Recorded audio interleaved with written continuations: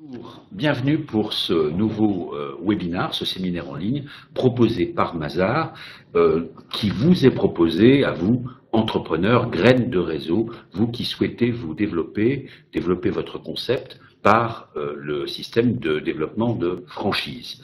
Ça y est, maintenant, vous bouillez d'impatience, vous voulez développer votre concept en franchise et vous voulez recruter vos premiers affiliés. Mais il faut passer maintenant un certain nombre d'étapes, de précautions. C'est ce qu'on appelle la phase de pilotage. Nous allons en parler aujourd'hui avec Michel Kahn, bonjour, et Marie-Cécile Ola, bonjour. Bonjour. Alors Michel Kahn, je rappelle que vous êtes le président du cabinet Michel Kahn, consultant. Un mot sur l'activité, ou même plus qu'un mot d'ailleurs, sur l'activité de votre cabinet auprès des réseaux de franchise. Voilà, alors le cabinet Michel Kahn Consultant est un cabinet spécialisé depuis plus de 40 ans dans la création et le développement de réseaux de toutes les formes du commerce organisé et indépendant et est présent dans plusieurs pays du monde. Et nous avons bien évidemment un savoir-faire tout à fait particulier et riche d'expertise et d'expérience. Marie-Cécile Ola, vous êtes senior manager chez Mazars. Mazars, très présente dans toutes ses implantations en France et à l'étranger auprès justement des réseaux. Oui, effectivement, Mazars est un cabinet d'audit et d'expertise comptable, notamment présente en France et puis également à l'étranger, avec une forte compétence auprès des entrepreneurs et donc une offre également dédiée à toutes les personnes qui souhaitent lancer leur réseau pour les aider justement à ce que ce soit une réussite. Alors je rappelle, puisque vous suivez ce séminaire en ligne, que vous pouvez, si vous êtes en direct, vous pouvez poser des questions à Marie-Cécile Ola de Mazars ou à Michel Kahn de Michel Kahn Consultant. Vous écrivez vos questions et puis dans le dernier quart d'heure ou pendant le déroulé de ce séminaire, nous répondrons donc à vos questions. Alors, Marie-Cécile Ola, première question, on parle donc de développement en réseau. Le concept a été validé, mais quelles sont les étapes qu'il faut absolument passer pour justement mettre en réseau son concept? Oui, effectivement, une fois qu'on a franchi le pas de lancer l'idée, en tout cas de concrétiser son projet pour lancer son réseau, il y a différentes étapes pour mettre en œuvre et s'assurer que le réseau soit une réussite. Donc c'est pas un parcours d'obstacles, mais plutôt un parcours de santé. Donc il faut réaliser quelques épreuves pour être sûr que son réseau soit en bonne santé plus tard. Pour ça, il y a donc ce parcours et notamment semé de quelques épreuves que l'on a pu détailler sur les précédentes sessions. Notamment, il faut donc valider, expérimenter la réitération de son concept, apprécier la force juridique de sa marque, sa notoriété, apprécier le contenu, son savoir-faire pour être certain que l'on puisse également le transmettre et notamment trouver la forme adaptée en fonction de sa volonté de management, d'animation de son réseau, de son implantation au sein du réseau national, voire peut-être à l'international, et puis donc valider les différents piliers que nous avons pu présenter sur les différentes sessions, qui sont donc le commercial et le marketing, l'animation et le management du réseau et de ses franchisés, le pilier économique et financier qui était également bien sûr très important et sans oublier le point juridique et contractuel. Voilà, Michel Kahn, Marie-Cécile Ola vient de nous rappeler ce qu'elle appelle le parcours santé qui précède finalement le développement en réseau. On a un concept, il faut le valider, mais il faut aussi l'expérimenter. Hein, c'est bien ça le sens de cette phase préparatoire, Michel Kahn. Tout à fait, Pierre. C'est ce que l'on appelle l'opération de pilotage. Alors le pilotage est la phase déterminante qui va donner l'heure de vérité si le concept que l'on imagine, que l'on a mis au point est réitérable. Car franchiser son système, présenter sa formule et son concept sur les marchés, c'est essentiellement procéder à la réitération d'une réussite. Mais pour qu'il y ait réitération, il faut qu'il y ait une réussite. Et cette réussite se démontre de façon économique, de façon managériale, de façon juridique, de façon organisationnelle, à travers toute l'opération de pilotage, c'est-à-dire la mise au point, les réglages et la mise en forme d'un concept qui va être appelé à connaître le succès en se développant, et en se développant surtout dans plusieurs régions, dans plusieurs formats, et c'est là où le pilotage devient tout à fait essentiel. Alors, pour réaliser cette phase, faut être très concret, l'expérimentation, elle passe par l'ouverture d'un point de vente, par exemple, pilote. Et là, pendant 12 mois, 24 mois, on fait une expérimentation en grand, dans un point de vente. Voilà. Alors, le temps est relatif, ça nous le savons depuis longtemps, mais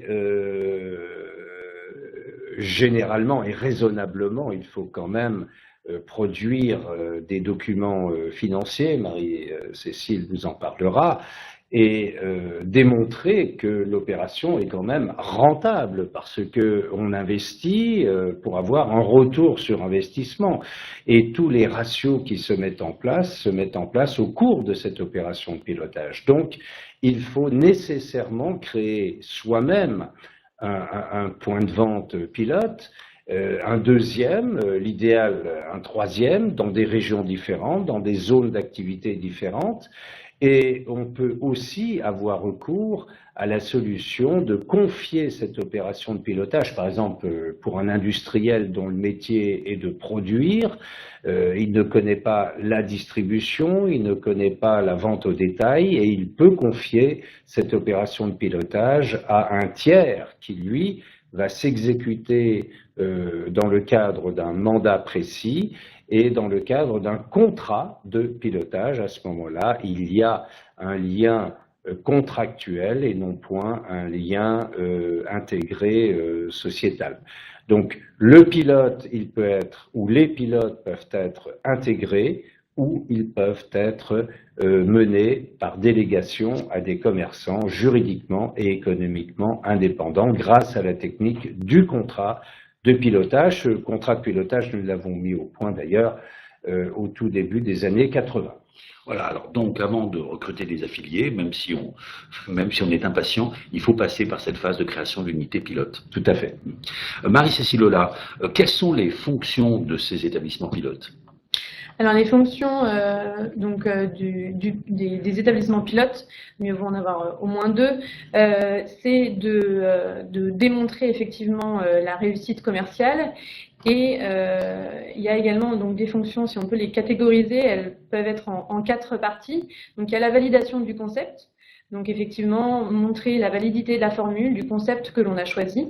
Mais Marie-Cécile Lola, ça on l'avait fait un petit peu avant, valider son concept, c'est même la base de toute réflexion sur un développement en franchise. Bien sûr, souvent on l'a fait avec sa propre entreprise. Le plus important, c'est de le démontrer avec 1 ou 2 établissements pilotes pour démontrer que la réitération est possible sur un autre emplacement, une autre zone commerciale, une autre, peut-être même un format un peu différent, et surtout démontrer également qu'on est en capacité de dupliquer le savoir-faire auprès d'un autre établissement, voire même d'un tiers, si on passe par un contrat de pilotage. Alors, ce laboratoire, puisque l'unité pilote, c'est vraiment un laboratoire, doit, vous l'avez dit, 4 fonctions principales. Voilà, tout à fait. Donc l'unité pilote va servir non seulement de laboratoire au lancement, mais également dans la suite du réseau pour le performer et également le développer. Mais sur la partie de lancement, donc non seulement on va valider son concept, le démontrer factuellement, mais il y aura également une partie de fonction plutôt économique pour s'assurer qu'il y a bien une réussite commerciale qui se démontre par une rentabilité, une profitabilité de la structure. Donc évidemment, ça passe par l'établissement de compte, d'où l'utilité de faire au moins 12 mois pour avoir un exercice à peu près cohérent. Et puis, il y a également la fonction marketing. donc qui permet de faire une étude de marché plus approfondie, de voir quel est l'impact de la marque, du produit ou du service que l'on souhaite commercialiser, de voir éventuellement les chances de réussite ou les méthodes de vente qui ne fonctionnent pas forcément. Et également donc la fonction démonstrative, puisque ce sera la vitrine du réseau pour vendre notamment son enseigne auprès des candidats, et également démonstrative dans le sens où les candidats pourront visiter cet établissement pilote et se rendre compte factuellement de leur futur cadre de travail. Michel Kahn, vous dites souvent que le développement en franchise, c'est un moyen de se développer rapidement. C'est un levier pour la croissance, c'est un moteur de développement. Mais là, vous nous dites qu'il faut quand même passer par cette phase de création d'unités pilotes sur peut-être 12 mois, 24 mois. Alors d'un côté, vous nous dites ça permet de se développer rapidement, et de l'autre, tous les deux, vous nous expliquez que là, on est obligé d'attendre un petit peu. Donc il y a contradiction peut-être, non, entre quelqu'un qui veut se développer rapidement et puis cette phase de pilotage, de création d'unités pilotes. Marie-Cécile l'a dit, c'est pas un parcours d'obstacles, c'est un parcours de santé. Donc je dirais qu'il faut se hâter lentement. Et il y a des phases qui prennent le temps, parce que la création d'un concept, celui qui a eu l'idée, c'est que petit à petit, on va créer du savoir-faire. Le savoir-faire ne tombe pas du ciel comme ça, il faut le distiller. Et pour les bouilleurs de cru, ils savent très bien que ça prend un certain temps, l'opération de distillation, parce qu'on a tout d'abord ce savoir-faire, c'est le concept de l'esprit. Un jour, on se réveille, on a l'idée de monter un restaurant où on mangerait que des hamburgers et que des frites. Il faut se replacer dans le contexte de l'époque, ça paraissait complètement farfelu, ou monter un garage où on ne remplacerait que des pots d'échappement, c'était choquant, ou que des sushis ou des ongleries, des choses comme ça. Donc c'est le concept de l'esprit qui est naissant, et le pilote, l'opération de pilotage, c'est de se dire, maintenant on va voir si ce concept de l'esprit, il a une réalité, il a une consistance, est-ce que ça va marcher? Donc on ouvre sa boutique, on met en œuvre son idée, on met en œuvre son concept et sa proposition, et là on voit comment ça se passe, là on tâtonne, on cherche, et c'est là on améliore un petit peu les choses, on découvre des tours de main, et c'est à ce moment et à ce moment précis que le savoir va passer dans le domaine du faire. Et c'est là la naissance du premier savoir-faire, de cette distillation qui va se vaporiser pour donner naissance petit à petit à ce qu'on appelle le savoir-faire. Mais ce savoir-faire, finalement, il y a un capital d'expérience positive, parce que découvrir ce qui marche, c'est aussi découvrir ce qui n'a pas fonctionné. Et 95% d'échecs pour 5% de réussite, voilà ce que l'on découvre. Donc le savoir-faire, c'est le capital d'expérience positive, et à côté de cela, il y a quelque chose qui vit indivisiblement à côté, qui s'appelle le savoir ne pas faire. Et le savoir ne pas faire, c'est le capital d'expérience négative. Donc vous voyez que c'est un ensemble tout à fait cohérent et harmonieux qui va permettre ensuite de modéliser. Et la modélisation va dire attention, le savoir ne pas faire, ne faites surtout pas ça pour éviter l'échec et vous gagnerez du temps. C'est pas la peine qu'on réinvente la roue et qu'on se plante. Et le savoir-faire, c'est exactement ce qu'il faut faire pour réussir. Et c'est là où l'on a donné naissance au savoir-faire qu'il va falloir transformer petit à petit en faire savoir, c'est la modélisation de la formation, et bien évidemment le savoir faire. Car l'opération de franchise que l'on envisage, c'est tout simplement de savoir faire réussir un franchisé, un partenaire, savoir mettre en place des méthodes de réitération, savoir mettre en place des concepts réitérables avec une pédagogie qui s'applique à tous les cas de figure.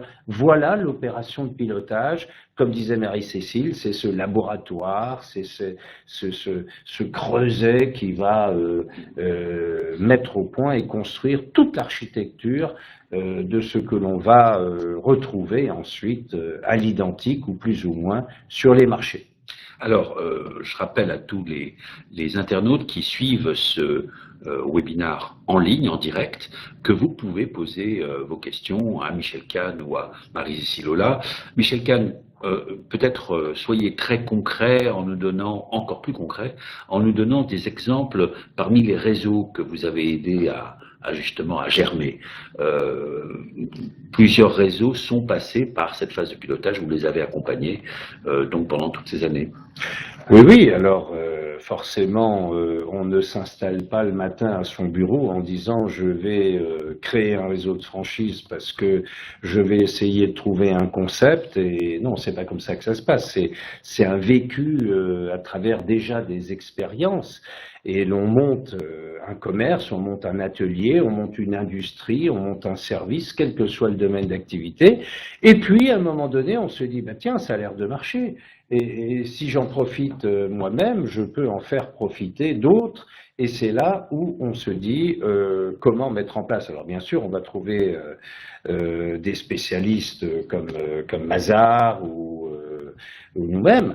Et là, on met en place un exemple que je peux vous citer, la pizza Nico, qui est assez récent, puisque c'est une belle histoire dans un secteur d'activité où on ne nous attendait pas, c'est la pizza de Nico. Franchement, dans la pizza, on a déjà tout vu, on a déjà tout fait, on a déjà tout inventé, on a tout réinventé, on a tout vu. Et nous, on s'est dit, bah, si on a une chance de passer sur les marchés, c'est qu'il faut à nouveau revisiter, remarketer les choses, mettre en place des différences et surtout essayer de comprendre le consommateur d'aujourd'hui.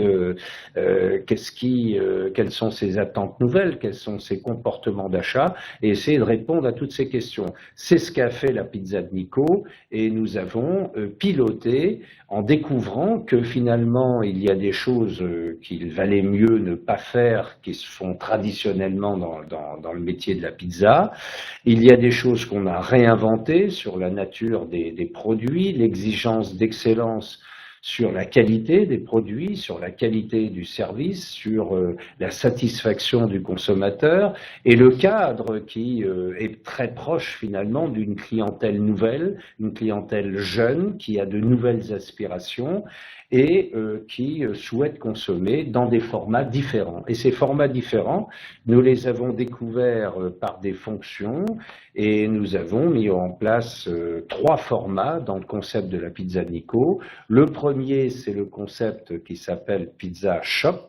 Ce sont des unités qui ne font que de la vente à emporter, c'est-à-dire stratégiquement dans des emplacements numéro 1, dans des endroits vraiment très passants, où l'on peut venir chercher sa pizza dans un rayon qui ne dépasse pas une douzaine de minutes pour venir et retirer sa pizza avec un système tout à fait contemporain.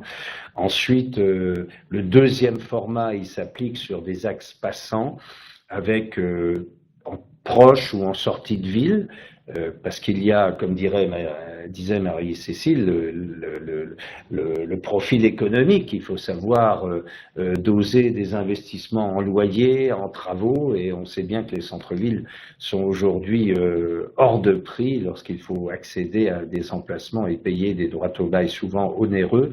Donc tout ça, c'est important, vous comprenez. Donc là est né le deuxième format, qui s'appelle Shop and Lunch, c'est-à-dire on déguste sur place et on peut faire on vient chercher donc la vente à emporter, la dégustation sur place. Et le troisième format, ce sont des systèmes caméléons très très contemporain uniquement pour les centres commerciaux et les galeries marchandes qui ont des clients qui se comportent d'une façon différente. Et chacun de ces formats a son économie particulière, a son modus de fabrication, de commercialisation, de management.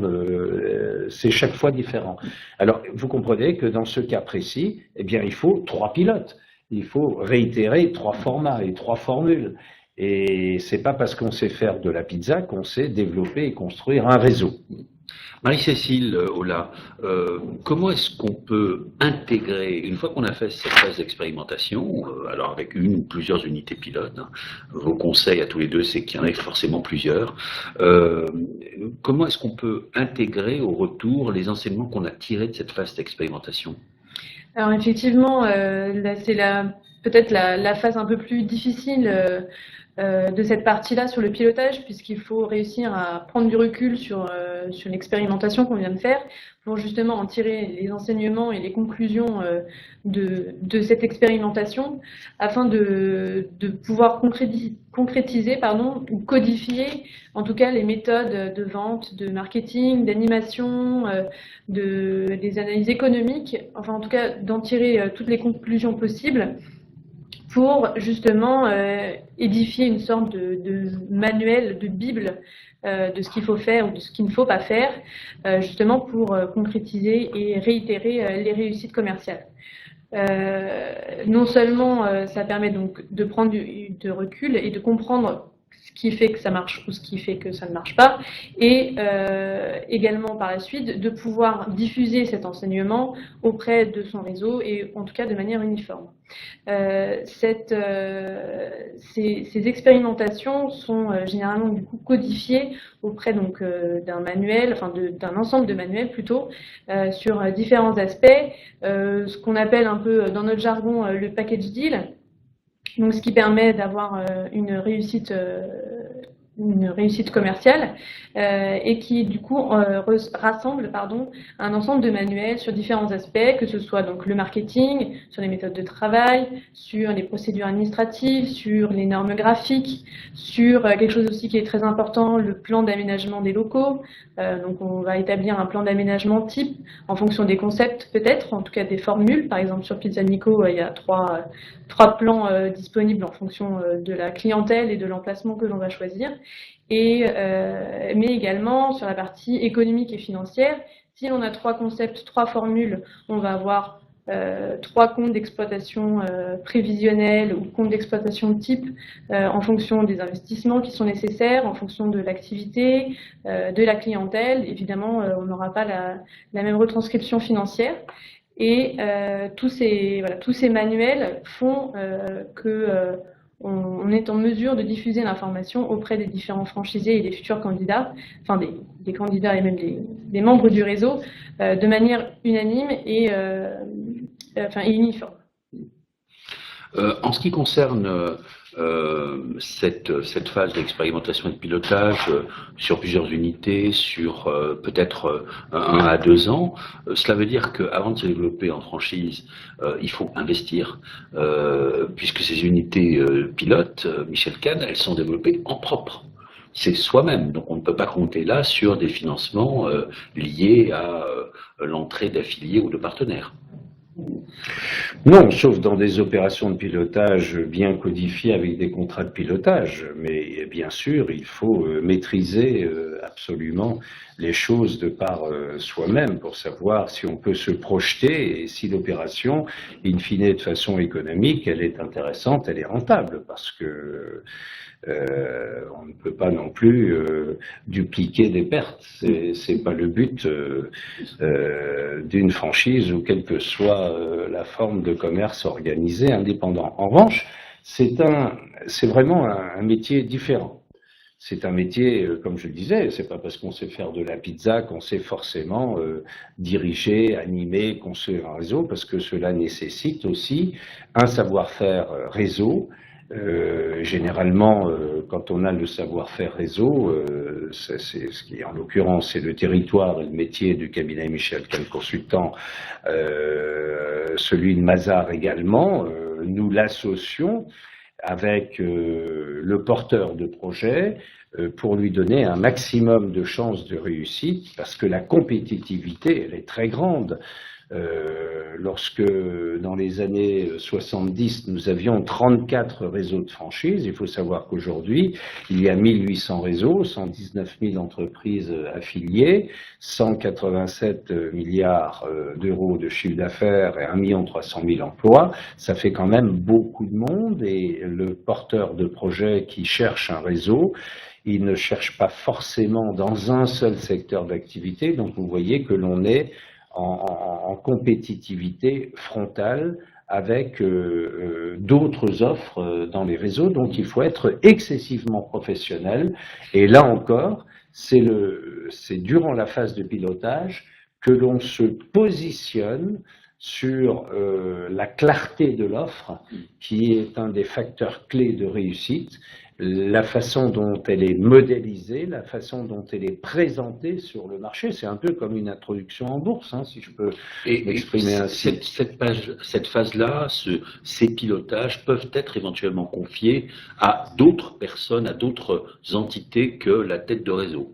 Oui, oui, tout à fait. Comme le mentionnait tout à l'heure Michel, on a la possibilité de le faire donc directement, sous forme généralement de succursale, ce qui permet non seulement d'avoir un petit peu plus d'emprise, en tout cas sur les décisions et l'expérimentation, mais on peut également soit le combiner ou le faire uniquement par le biais d'intermédiaires, de tiers complètement indépendants, via un contrat spécifique qu'on appelle un contrat de pilotage, qui permet notamment de clarifier en tout cas les rôles et les responsabilités de chacun, évidemment, et ce qui permet également du coup de limiter les investissements et les financements en propre. Donc ça permet du coup tout comme le fait de se développer en réseau et indépendant, en commerce organisé indépendant, ce qui permet de répartir un peu le risque sur différentes personnes.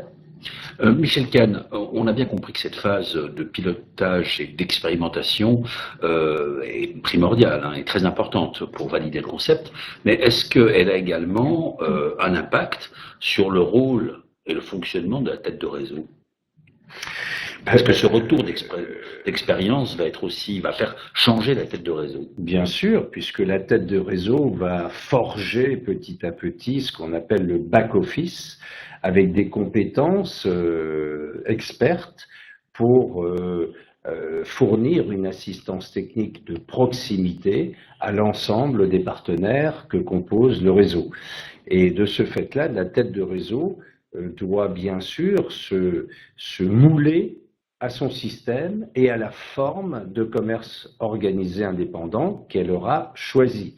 C'est une option et un choix qui se fait pendant cette période de pilotage, et je prends toujours la même métaphore pour expliquer que si la tête de réseau est une Ferrari, si vous quittez le rond-point et vous prenez la route du Paris-Dakar, ça a beau être la plus puissante des Ferrari, 3 mètres dans le désert et vous êtes planté, vous n'avancez plus. Donc il ne faut pas se tromper, et c'est une analyse que l'on avec un système d'analyse d'ailleurs précis, où l'on saura dire quelle est la forme du commerce organisé indépendant. Il y en a une douzaine, hein. Il n'y a pas seulement la franchise, il y a le partenariat, c'est là où la franchise a le plus évolué, c'est vers le partenariat. Il y a les chaînes volontaires, il y a les coopératives, il y a les licences de marque, il y a les commissions affiliation, il y a un tas de systèmes, et la concession qui s'est également modernisée. Donc toutes ces formes ont des avantages et des inconvénients. Et là, il ne faut pas se tromper non plus, parce qu'il faut bien choisir son véhicule pour prendre la route qui sera la bonne route. Michel Kahn, je me mets à la place d'internautes qui entendent vos conseils, dont le métier c'est peut-être d'être ingénieur ou de fabriquer des pizzas, mais pas de manager des équipes. Donc c'est un autre métier. Donc tout le monde n'a peut-être pas ces capacités pour changer ainsi de métier ou compléter son métier. Est-ce que votre conseil, c'est à ce moment-là de passer par une tierce personne, par un cabinet, par des conseils externes? Bah écoutez, on disait qu'on est dans une compétitivité effrénée. Je ne vois pas comment aujourd'hui on peut réussir seul dans son excellence, qui est le territoire de son métier. Il faut s'associer des compétences qui ont le savoir-faire réseau pour réussir. C'est ce qui fait la différence entre ceux qui arrivent à faire les grandes choses. Tout le monde peut faire des grandes choses, mais la différence, elle existe dans la montagne de petits détails qui va faire la différence entre la réussite et l'échec. Et c'est là où la partie se gagne, c'est là où l'on fait la différence entre le standard et l'excellence, c'est là où l'on quitte le peloton vers l'avant et c'est là que l'on est gagnant et que l'on peut entraîner l'ensemble de son réseau et le développer en national et à l'international, ce qui est l'objectif également, et qui également tient compte de l'opération de pilotage qui, elle, se répète à ce moment-là à l'international dans des zones que l'on ne connaît pas. Nous sommes, pour vous donner un exemple concret, en train de développer un réseau en Chine, un réseau de vins français, donc les techniques que nous utilisons pour développer un réseau de 2400 points de vente en Chine n'ont absolument rien à voir. On est à l'opposé des méthodes que l'on emploie pour développer un réseau de 160 points de vente en France. Voilà, la différence est là. Alors, bien sûr, vous l'avez souligné, Marie-Cécile Hollat, ce qui est important après cette phase, ou dans cette phase de pilotage, c'est d'être capable de prendre du recul sur son expérience, pour être capable de codifier le savoir-faire, les méthodes appliquées, les écueils à éviter. Il faut s'assurer, on vient d'en parler, que l'on est en mesure d'assumer ce nouveau rôle de tête de réseau, de manager de réseau. Et puis, bien sûr, il faut mettre à jour régulièrement ce que vous appelez un package deal en fonction des évolutions du concept et du réseau. On en a parlé également sur les différents formats qui peuvent être proposés. Par exemple, on parlait de restauration rapide ou de pizza emportée ou de pizzeria. Donc là, l'exemple était très concret. Pour rappeler un petit peu à tous ceux qui souhaitent passer par cette phase, Marie-Cécile Hollat ou Michel Kahn, il faut surtout pas oublier qu'on peut reproduire un concept si dans la phase d'expérimentation, il a été prouvé que l'attractivité, la rentabilité de l'unité pilote se confirme. Michel Kahn. C'est-à-dire que l'unité pilote, elle doit prouver qu'elle est commercialement rentable, qu'elle est financièrement rentable. Ça me paraît indispensable. Du reste, surtout par exemple pour les contrats de franchise, où l'on insiste sur la notion de substantialité du savoir-faire, parce que dans la franchise, évidemment, c'est la réitération d'un savoir-faire qui doit être à la fois secret, substantiel et identifié, mais le caractère substantiel, il est omniprésent dans toutes les formes. Car, encore une fois, il faut démontrer que l'opération est rentable. La démonstration, elle ne passe pas par un accident de parcours. On a eu beaucoup de chance pour dire, voilà, c'est un résultat tout à fait exceptionnel. Il faut être sûr que si on le duplique, on le réitère dans d'autres lieux, dans des zones de chalandise à peu près comparables, qu'on arrive plus ou moins au même résultat. Et c'est cela la maîtrise de la réitération et que l'on obtient par des mises au point et des réglages durant cette phase de pilotage. Marie-Cécile Hollat, alors là, pour être très concret, vous suggérez fortement un ou deux établissements pilotes, éventuellement dans des régions différentes et sur une durée de 12 à 24 mois. Oui, de toute façon, alors effectivement, la durée, c'est un élément important. On est toujours un petit peu pressé pour lancer son concept et se développer, mais il faut tout de même être prudent dans cette partie-là pour justement être certain que les méthodes sont applicables, vont être une réussite. Donc il faut au moins 12 mois pour être certain que ce soit faisable et en tout cas être en mesure de présenter des états financiers qui démontrent en tout cas cette réussite commerciale. Donc, il n'y a pas uniquement l'aspect financier.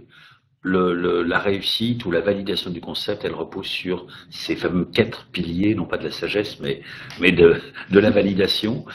Oui, oui, bien sûr. Après, c'est certain que pour un candidat, le meilleur moyen de lui prouver, c'est de lui montrer qu'on dégage du résultat, qu'on peut se verser des dividendes ou un salaire plus conséquent. C'est évidemment l'aspect financier ne sera que la retranscription des autres piliers et donc des autres réussites, que ce soit marketing, managérial et compagnie. Donc, effectivement, au moins 12 mois. Après, sur le nombre d'établissements, évidemment, bon, au minimum 1, sinon il n'y en a pas, et peut-être au moins 2 pour essayer de combiner le pilotage en interne, donc directement en forme de succursale, et peut-être combiner avec donc le contrat de pilotage.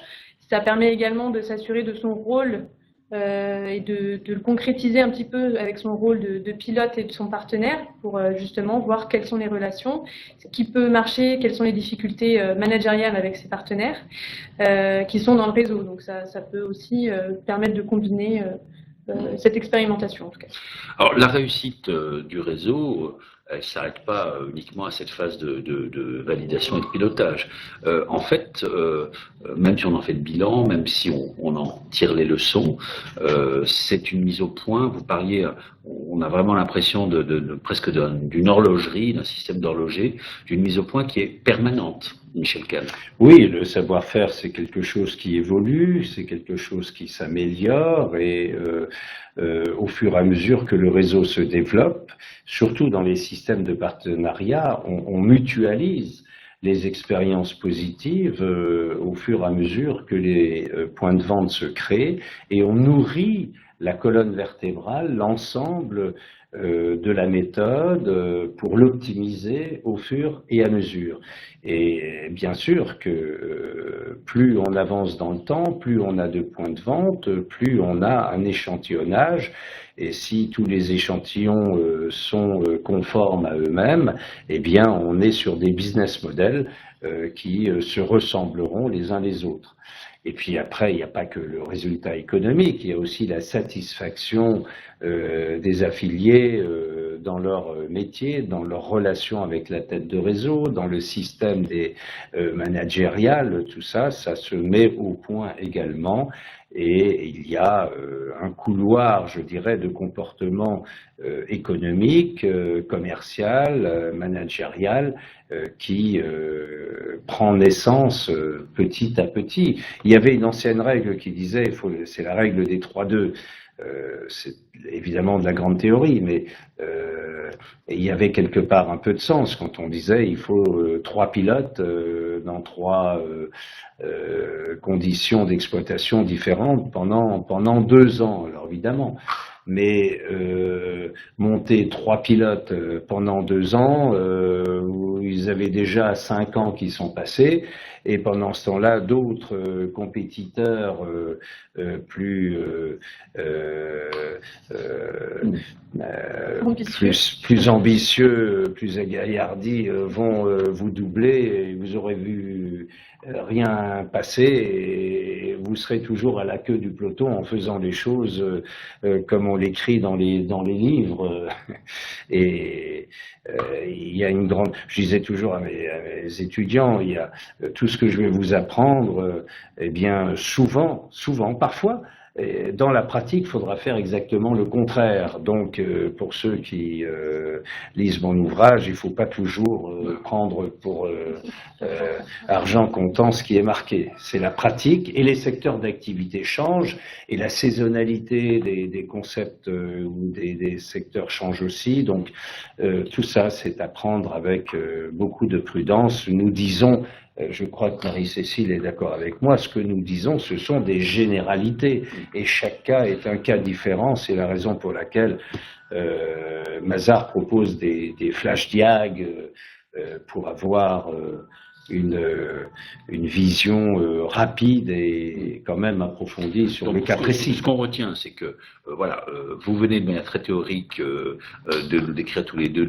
cette phase essentielle quand même, qui est celle de l'expérimentation par la phase de pilotage. Et ce qu'on retient, c'est que l'expérimentation, le concret, le terrain, il n'y a que ça de vrai, et que quelque part, même si vous partez avec une théorie ou des pistes pour encadrer votre développement en réseau, ensuite, cette phase d'expérimentation, alors 1 an ou 2 ans, elle est indispensable pour faire des réglages.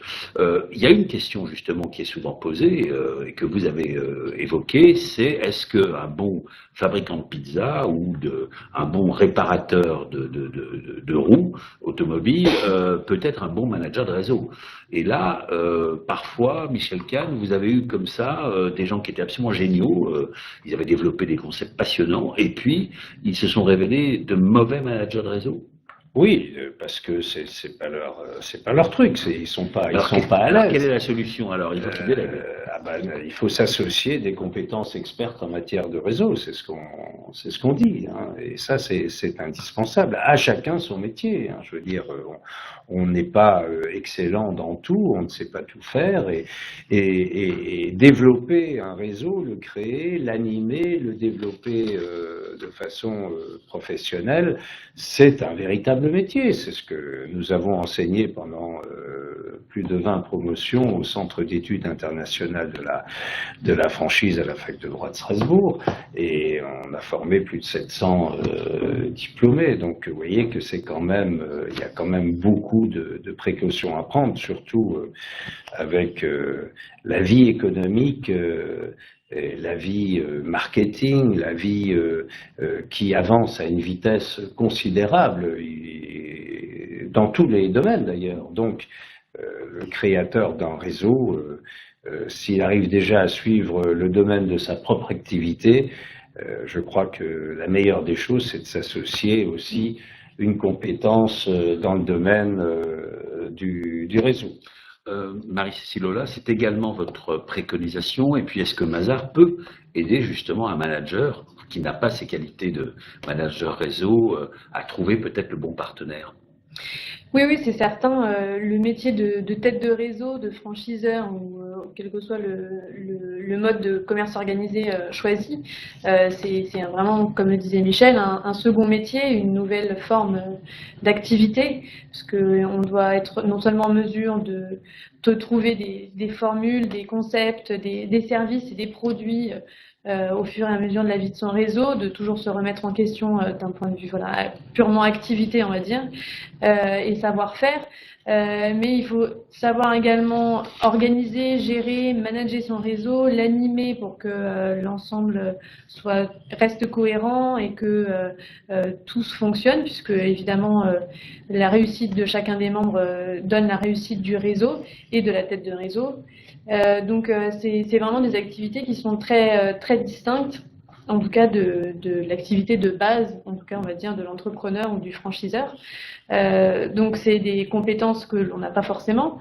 Donc effectivement le mieux c'est de s'associer avec des personnes qui possèdent ces compétences-là, qui ont en plus de ça l'expérience auprès de différents réseaux, et qui peut également permettre de gagner en tout cas du temps, notamment en nous disant ce qu'il faut faire ou ce qu'il ne faut pas faire, comme on le précisait dans le rôle de franchiseur auprès de ses partenaires. Effectivement, Mazars, donc non seulement via le biais des flash diag, permet déjà d'identifier la possibilité et le positionnement de l'entrepreneur pour justement voir quelles sont en tout cas les compétences qu'ils sont de son côté pour pouvoir se développer en franchise, et dans un autre cas.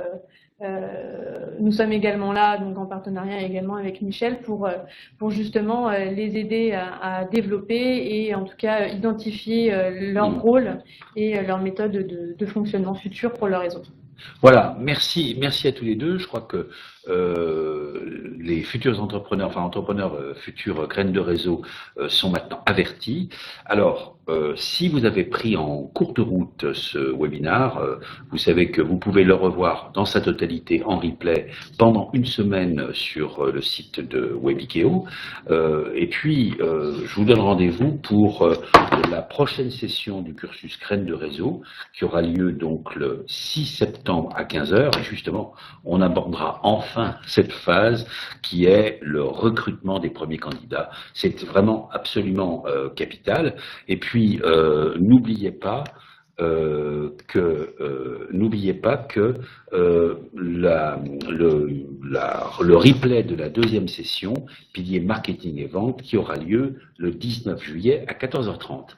Et puis, puisque c'est d'actualité, une question posée par Gabriel: quelles seront pour vous les conséquences de la loi travail, la loi El Khomri, sur les franchises? Michel Canamo, parce que c'est d'actualité, puisque l'Assemblée, ce mardi 5 juillet, commence à examiner une loi avec un article 29A bis, qui concerne directement les réseaux de franchise.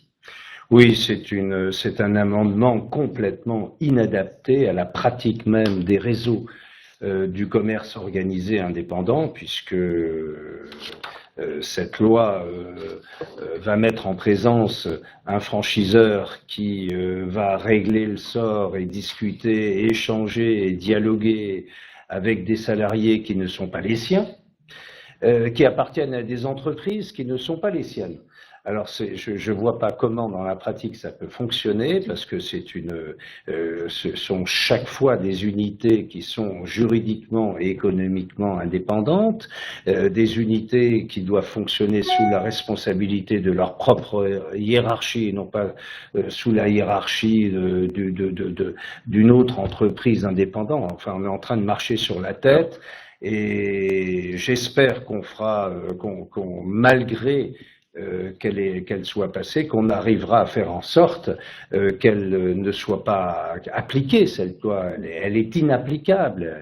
Alors, vous présidez également l'IREF, la Fédération des réseaux européens de partenariat et de franchise. La position de l'IREF, c'est une hostilité totale à cet amendement. Alors, cet article. Elle est totale, et l'IREF soutient tout à fait la position de la FFF, qui fera tout, et nous faisons tout, et chaque fédération fait tout ce qui est en son possible, parce que la franchise, qui est devenue un terme générique, il faut la comprendre selon le texte maintenant, au sens de la loi Doubin, c'est-à-dire toutes les formes de commerce organisé indépendant. On le sait bien, elles n'ont pas le même management. Il y en a qui sont plus hiérarchiques, il y en a qui sont plus participatifs, il y a des réseaux qui ont déjà leur structure de dialogue, leur organisation interne, qui associe les partenaires, les franchisés, souvent leurs salariés aussi, mais pour l'intérêt général du réseau. Là, on va se positionner en employeur-employé, le syndicalisme dans des réseaux de franchise et dans des réseaux du commerce organisé indépendant n'a pas sa place. Et nous ferons tout ce qui est en notre possible pour faire en sorte que on n'arrive pas à la mettre en fonction, en application, cette loi. Voilà, j'espère, Gabriel, que vous avez votre réponse. Michel Kahn vous explique en quoi il est totalement opposé à cet article de la loi travail concernant donc les réseaux de franchise au sens large, et d'ailleurs l'ensemble des organisations et des fédérations de ce secteur. Prochain rendez-vous donc le 6 septembre à 15h pour continuer à suivre cette session du cursus Graines de réseau.